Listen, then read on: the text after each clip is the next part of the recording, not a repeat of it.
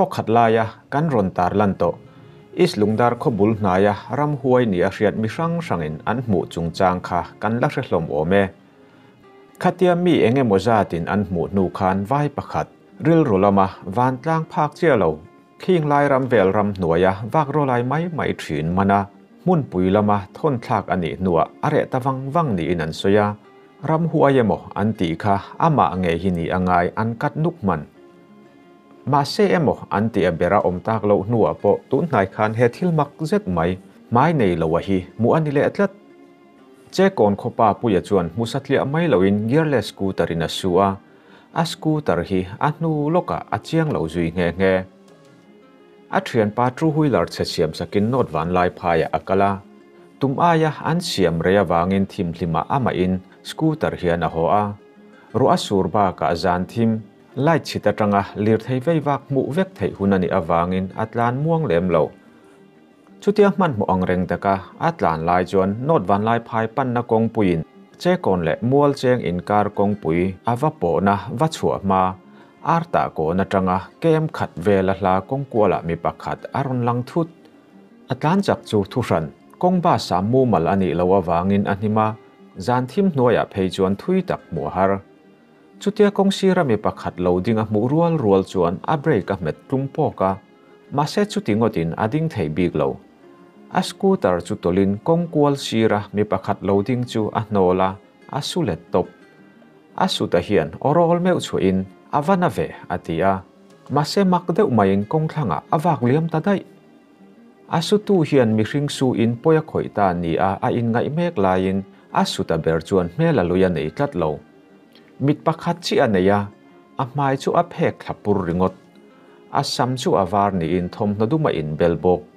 ama ero chu a sut thluk ruala kong thlanga awa bo ngal si awangin reya man bik lo ami suta ber abo tak dai sia chuan amit vain thila musual nge moniti in ngai tu harahan tuma ami sutin orol meu chua du lian tronga ta avana ve ati ri kha abenga acham renga chalkol penang fokina chiang ti achiang mihring le mihring in kara thil thlenga ni lo ti hria in chak takin atlan zuya atlan muang ngam to lo chulai hmuna tanga kho nai ber not mual chenga anaw te ho punin mihring alo ni chuan mi poi kalo soi theya izu fin fia te ang uti in asut na hmuna hian an zukala ma se eng ma mu tur om ta lovani puya hian a scooter po khal zui ngam to lovin anawa khal tira a scooter ke hi a in soina sa hle ti a soibok kong laka tal buai lovin in an thleng thei rama ma se mak deuh main a scooter hi atu ka siam ngain a om ve zui taringot mayani zan thilani a hlavin a musualani ang hanti donin ama hi ram bachal ram wak thang tak ram hnuai le thim thamangam patak hlauna in ati buai mai lo tur mi ani loisi ama po in athil to na hlau thu hi a zep lem lova an khothen om loka zan thima ma ani ateiwa po ngam thato loin mi pahni pathum tal kan in zui lo chuan ti in anar ta zel ri ani tuna chuan ama tongka ngei longai thladon to ila ya no dan lai phai sang ho dan de ikal dan de kham ni han shi de nan san ya dar masa tungkar kalta de lo masa de kan ni kan ni ho cái gì sự tóm như khang cần hốt số mồm su khang ni người chơi na à tuần na à mũ na à kharin cái đi phụ cận tuổi sống thì su cận tuổi số tu na nghe cái dia lần lần nó lần phụ kharin mau thì phụ kharin lồng tất cả này su còn cận hốt thì khang một số cận tia số cái nó mồm à sẽ mang đi đó cái đầu thì nó tu với cái à kan le mà anh ấy cái tu bác sĩ mà mình kan ni na ran so ya kan ka se to lo bo ji ko lai bor ga ka ma ka se lo hin tin lo ani so ma je ka so so ma kan ho ta bin mo kan ni ko se lo hin tin ma kan ni ran ko ma ha ran so chu ka se ya ani de no ba lai pa se ni si ma ka thiam pa si bu ti kan si ma chú chỗ ly con lỗ chỗ đó kia มาสมทางกันโชว์ก็โชว์กันเสียนเถวโม่ส่วนนี้อาคารนั้นพวกที่เวลาบางคารินปาดเวลาเลยที่เราปาดจวบทุกคนอันนี้พวกที่นี่จะคุมบางง่ายก็มันมีหัวตัดเมติที่ปาดที่เอามองนั่งกับมันหัวเลยจู่ๆอะไรเขาโดนสีหรือว่าปฏิกสิโลกไม่เขาว่าก็หัวทับเส้นทางเชียงอยู่ร้านที่เส้นทางเชียงว่ะทับเส้นข้างนี้ก็หัวถ้าการเล็กการขับเล็กมากๆอยู่งั้นจากนั้นก็มันต้องให้ปาที่ทั้งที่เลยที่ก็เราโชว์แล้วนี่เราคนสักเลยซ้อมไม่รอเดียวการโชว์เลยค่ะนี่คนเดียวว่าถ้าปัดเรื่องในพระลีมาอย่างที่ข้าเราทำมันเป็นที่เกี่ยวกับการมวยมาก็เพิ่งโชว์หลายแบบพวกเหมือนกันเคยอย่างบางระเบียงเราเห็นเชียร์มาพูดถึงสร้างมาที่ไหนให้มั่วบางเรื่องคนพูดถึงตัวมามีแบบคนพูดการเส้นเส้นเสียดอกถึงที่ว่ามีนะครับเชียร์มาถึงไปเรื่องอะไรเช่นมีแบบครับตอนนี้พอเป็นก็ชัวร์ก็เป็นดาริงจัดที่เนี่ยก็เชื่อว่าวัดลากับบางครั้งโคตรจริงก็เป็นคนคอมดาร์สุโอ้เกี่ยวกับคอมดาร์สุอะไรก็มั่วบอกจังก็เห็นเฮียนบอกจังเอาพระเกี่ยวกับคอมเขาจะอันเหล่าบางตัวดูดอร์ก็เป็นการดูแต่บอกจังอ่ะยังมีกันนู้ช่วงตัวครับอันตัวคำเราลองเกี่ยวกับคอมบางมั่วไอ้เหี้ยจะดูว่าจะอะไรอ่ะวันนี้ก็ตามเลยไม่ล่ะไว้ทิ้งเสด็จพันนี่บอกจังรันตันเกี่ยวกับคนนี้ทิ้งเสด็จคงแย่คงตัวสักคนแต่คนกับตาโจลเก่งหัวแก่สู้ดีที่โจลก็ไม่อาจจะมีเกี่ยวกับเรื่องกับโจลละกับตามเลยไม่ล่ะรู้ฮัสุระวังกับคนได้กับสิบุตรที่เมื่อห้างกับคนสิบปลายพันกับเปย์แล้วก็ด่าด้วยคนบอกส่วนเราเป็นก็วันเลยไปแล้วถึงบักที่ว่าการก็ถึงด้วยสิร้านเด็กเขาอาร์ตะโกนอัตรามที่กับร้านตักเที่ยมตัวรถสุรบางพันเขาเป็นเชื่อตันทีแล้วว่าหรือหนึ่งเดี๋ยวที่คิดเตะดาวเป็นกระเทียมร้านตักถึงที่ว่าต้องบ้าเราที่บุกในขั้นจานด้วยมอเตอร์ไล่เด้งอ่ะเห็นมอเตอร์โลกันเลยกันแล้วที่คิดเห็นก็เที่ยงอ่ะทางการร้านตักบุกในขั้นต้องหิมบุกในขั้นก็มีตะกวนพวกที่เขาบอกว่าตะกวนเรื่องเกี่ยงขัดเล็กสั้นแบบโบอาจจะคุยเรื่องที่อาจจะคนต้องมาหลานโผล่เทียนกงชอเทียนตีคุกที่เจ้าอะไรมั่วที่เทียนขัดไม่ได้โบราณตาเป็นเรื่องอะไรดีวะที่กระทั่งที่ชวนนะอันนี้ก็ลุกติดตรงกับเขาเลยที่จะที่เป็นแบบมั่วมัน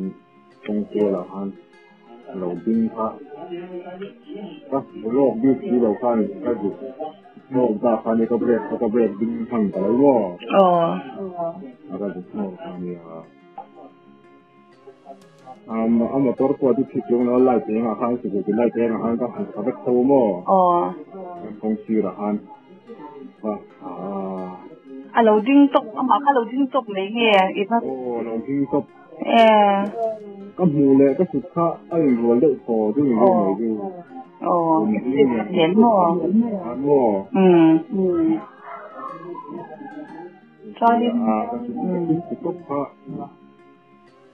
ท่านนักที่คงทำงานหาหน้าที่เขาเป็นสาขานี้ว่าที่กับคุณช่วงเงินเนี่ยชีวิตเราคัลที่เหมือนเมื่อหาผู้ที่คือต้องทัดทะลุขบเมื่ออันสายเดินโทรศัพท์หมู่ค้านี้ก็เสียงออกมีบกที่เราก็หนีผ่านเนี่ยอันนี้เขาจะขัดเสื้อผมไม่บกเนี่ย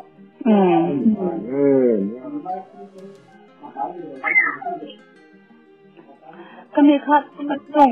เขาหน้าเบียดก็ท่าน machine to po rum dro ini kan kalau orang orang amel lang dong ye po ay mudan vak boni no atamga ani ahmad borga tumbe agen arwol de geron pebe ka gar de kamo itu itu mai ama ka dum ka ni ai del to mo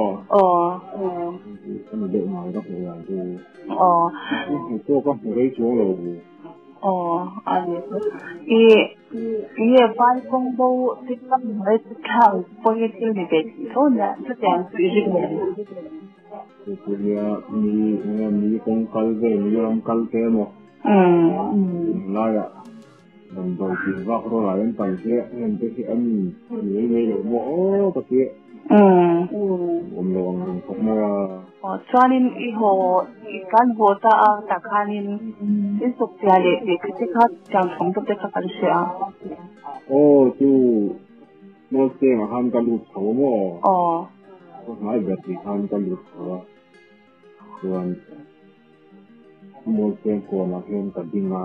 เราก็สร้างคือว่าที่ป่าเตะทันโม่เตะครับนะโมเสมาชวนแต่ตัวเองเป็นข้อมันระบางเลยเตะที่เขาโม่เตะที่เป็นข้อมันทำบ้างมันโดนห่างกันเยอะครับอันนั้นเจ้าค่ะถ้าไปสู่โมเสก่อนแล้วมันก็จะเห็นมาก็ฟ้องห่าละมันก็เป็นทุกข์สองห่าไม่อะแล้วมีทุ่งแบบคนอมพนังเป็นคนพระเนี่ยทุ่งเรื่องเลยค่ะแบบเองดูเลยแต่รู้มีสิ่งแต่รู้มีสักคนคนจะโตกันซื้อเลยเดี๋ยวก็ตัวก็เลยค่ะเนี่ยก็คือพูดมาโกยค่ะเตะกงคุณจะดูเตะกงจีดวงชวนนี่ก็ว่าจีดวงก็หิ้งขาที่ว่ามั่วนักเตะกันหันหัวสักชิ้นค่ะทำอะไรนี่เราอะไรกันนี่ทำอะไรเดี๋ยวก็ต้องทำจะโตมาคุณเพื่อนผู้ผมจะชนะข้างหลังคนอันดับคุณเพื่อนนี่แม่หลังเดียวนี่ทำบุญจะทำบุญจะทำช่องแบบกับเอ็นตัวละเป็นผู้บกชีหรือว่าแบบบกหลงท่านเขาทำอะไรนี่มันมีช่วงนี้สินะเป็นการโปรฟิตในเมืองแห่งไรมีการกำมาเป็นบางทีกันสัตว์เป็นปาการนี่มั้งอันนี้ว่าทั่วไปแล้วเป็นสุดยอดสิละวะก็มีสุดก็อยากติดข้านี่หันนับไปดูว่าข้างในเป็นอะไรข้างในข้างหันเนี่ยหันตัดไปเติมตัดกันเนี่ยสิวะitu asal mereka kami kasih bukti mo kami bang sekali mesin anian di mana dulu kami ta mulai bela tu kuah ko sebar pun ini ini bulan ya tu buat nak dia hawan untuk bulan ni saya ini maya ada tu semua orang ni tu nak itu pan kau mandi kau bukan kuahอันนี้มีเจ้าหนูมีตัวนี้มีคนที่พวกมันซื้อแบบนี้ที่เขาทำอย่างนั้นก็คืออันนี้ตัวเราเรียนก็ตัวละดังตัวนี้แค่เราขายตัวขายมาอันหมูโป้อันหมูโป้ไม่ช่างส่วนเป็นอย่างอักขจังก็เป็นเพียงส่วนนี้ที่ทั้งหมดที่ได้เรียนรู้จากคนอื่นเดียวว่าเองมาที่เปลี่ยนอันทลายเวลาหมูที่กัดให้เราถึงนั่นคือนะอันนี้ที่มันเนี่ยก็มาหันเลยกัดให้เจ้าหนึ่งไงมั่ง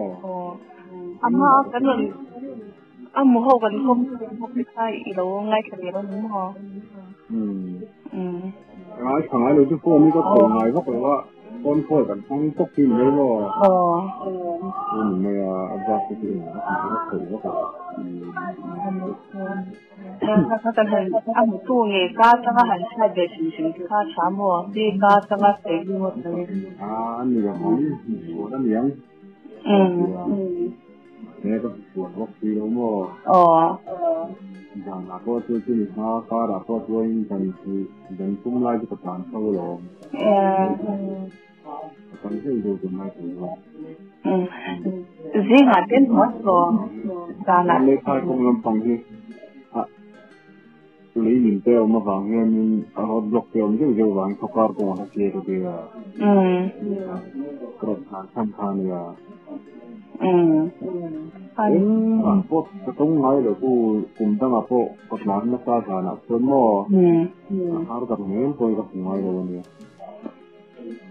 ที่นี่อ้อยที่นี่อ้อยหรือว่าอ้อยหรือตู้ตานพวกเรื่ององค์แบบเพราะว่ามาเจออันตรงแบบตัดหรือว่าอย่างตรงจะอ้อยอันอ้อยโดนสวงรู้มั่วอีกแล้วปีตัวเป็นหนักอันนี้บัวเซ็งต้องมีกระสุนทุกตั้งที่กระตัวนึงก็ติดกระด้างต่อเราถึงเรื่องกองตัวละพวกคันถึงเพื่อกระจับเนี่ยแล้วก็กระบอกเหมือนกันบัวเซ็งกันหัวขาค่ะเราพอก็ขายเสื้อสกุลที่ดิ่งเราแล้วนะอัดเส้นนักเตะตุก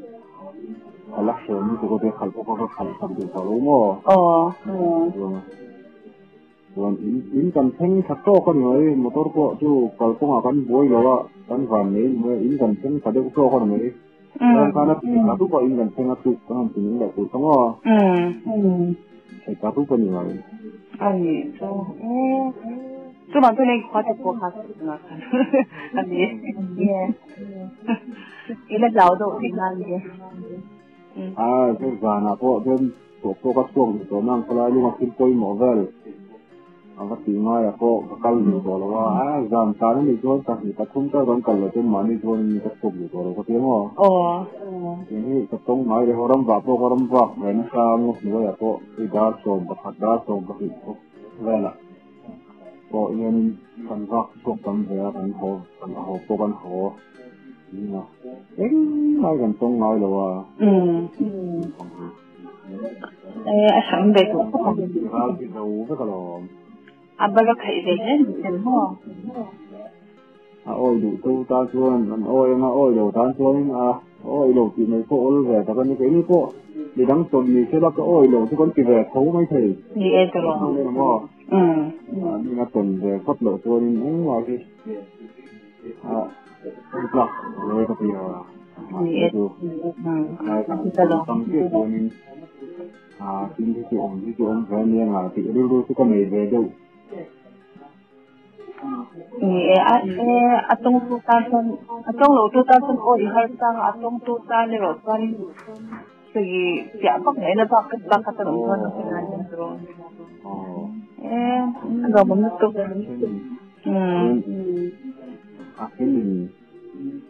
ใช่เราด่าหนังคุยกันนั่นเราเซ่ฟัวเราเบิร์ฟัวแล้วมั้งค่ะเนี่ยเบิร์จันก็เราเนี่ยหลังเนี่ยนะ就是呢，当初家当老庄呢，安子啊，安子啊，地批些我唔想咯，能慢安子家真是啊。ก็คือเราด่าหนังเรื่องที่มันสื่อตัวผู้อ่านสื่อโซ่บ่อันนี้ปักที่มาบุญละพวกเด็กปักที่มาบุญละสื่อเสียเขาบ่ก็เดินเลยไปเพียงแค่ที่เราเจอละนะครับเจอละก็เดียวบ่อาม่ากันก็มีพวกแบบยาหน้ากันยาละทางหลายๆกันเป็นความน้ำโดดคับประกันนะคะไอ้มีความสมบูรณ์กับในเราสุดที่ตาในการการไปสักการอาการตาเป็นเสียใจแต่คนเสียใจอะไรแล้วกันสุดท้ายก็จังดูค่ะเนี่ยเรามันรู้สึกว่ามาตั้งแต่คนมีกันโตนะคือใส่รวมเลยว่ามีนะเส้นอ้อยนะอ้อยหรือว่าอะไรตาหันเราเห็นเขาอันมามีเรื่องตรงแบบที่เสร็จละแต่ว่าอย่างกับ อยู่มาตมบักคนอยู่บักลัวอันนี้ช่วงนี้ตลอดอาจจะกำลังพักกันแล้วมาคนเขาเราต้องการเดินรถไปกันกับพวกกันตั้งแต่ต้องไปกันกับพวกกันตั้งแต่